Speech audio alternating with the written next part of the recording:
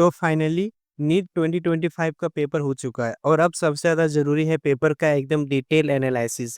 किस सब्जेक्ट में क्या ट्रेंड है, क्या ट्रेंड था, कौन से क्वेश्चंस ट्रिकी थे और एक्सपेक्टेड कट ऑफ क्या जा सकता है। तो चलिए शुरू करते हैं कंप्लीट नीट 2025 का पेपर एनालिसिस।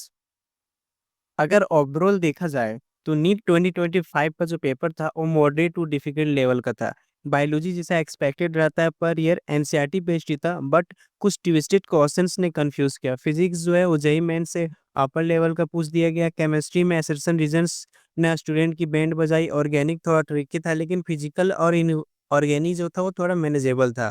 मॉडरेट था बट मैनेजेबल था। अब हम लोग देखते हैं कि नीट 2025 में फिजिक्स, केमिस्ट्री और बायोलॉजी में कितने सिंगल चॉइस थे, स्टेटमेंट टाइप थे, match the column, multiple choice. तो अगर हम लोग सबसे पहले फिजिक्स को देखते हैं तो फिजिक्स में सिंगल चॉइस जो है 45 क्वेश्चन यहाँ से डायरेक्ट पूछा गया था।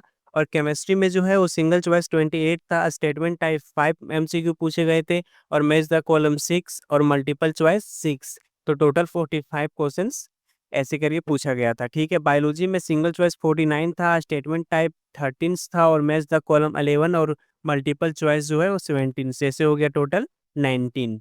तो सबसे ज़्यादा अगर स्टेटमेंट वाइज देखा जाए तो बायोलॉजी में पूछा गया है, केमिस्ट्री में पूछा गया है बट 5। और फिजिक्स में एक भी स्टेटमेंट टाइप का क्वेश्चन नहीं पूछा गया था और मैच द कॉलम।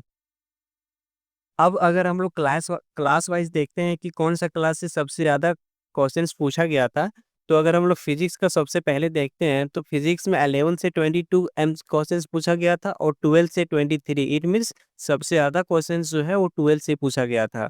अगर केमिस्ट्री की बात करते हैं तो केमिस्ट्री में जो है वो सब 11th में 24 क्वेश्चंस पूछा गया था और 12th में 21।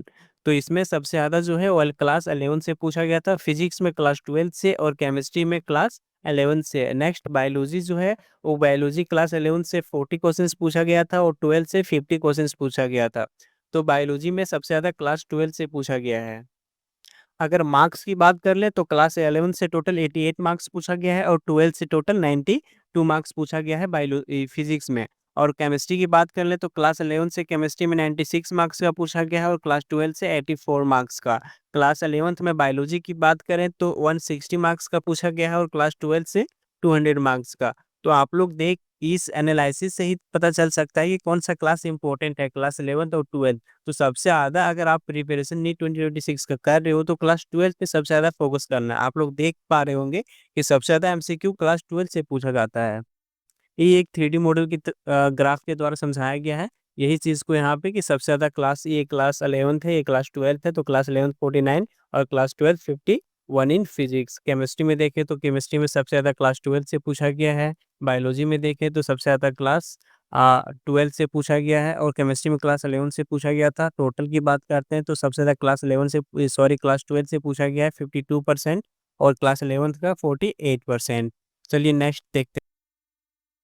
अब हम लोग ओवरऑल डिफ़िकल्टी लेवल देखते हैं कि नीट में कैसा डिफ़िकल्टी लेवल था, कितने ईज़ी थे, कितने मॉडरेट थे, कितने डिफ़िकल्ट थे, कितने वेरी डिफ़िकल्ट थे। तो फिज़िक्स की बात करते हैं तो फिज़िक्स में जो है क्वेश्चंस देखते ही आंसर टिक कर देने वाले इस तरह का एक भी क्वेश्चंस नहीं पूछा गया था। अगर इजी की बात करें तो फिजिक्स में 7 इजी क्वेश्चंस पूछा गया था, केमिस्ट्री में 8 और बायोलॉजी में टोटल 29 जो है वो इजी के कैटेगरी में था। अगर मॉडरेट की बात करें तो फिजिक्स में 22, केमिस्ट्री में 25 और बायोलॉजी में 37। और अगर डिफ़िकल्टी की बात करें तो फिजिक्स में 12 क्वेश्चंस बहुत ही ज़्यादा डिफ़िकल्ट थे, केमिस्ट्री में 11 क्वेश्चंस डिफ़िकल्ट थे और बायोलॉजी में 23 क्वेश्चंस डिफ़िकल्ट थे। अगर वेरी डिफ़िकल्ट की बात करें तो फिजिक्स में 4 जो कि जेईई एडवांस लेवल के भी एमसीक्यू थे और केमिस्ट्री की बात करें तो उसमें 1 डिफ़िकल्ट था, बायोलॉजी में 1 ओवर डिफ़िकल्ट था। ठीक है, तो ये था ओवरऑल डिफ़िकल्टी लेवल्स पेपर का। अगर आप लोगों को चैप्टर वाइज़ भी जानना है कि चैप्टर वाइज़ कितने एमसीक्यू पूछे गए थे, तो कमेंट्स में बता देना, उसके एक अलग वीडियो बनाकर डाल दूँगा।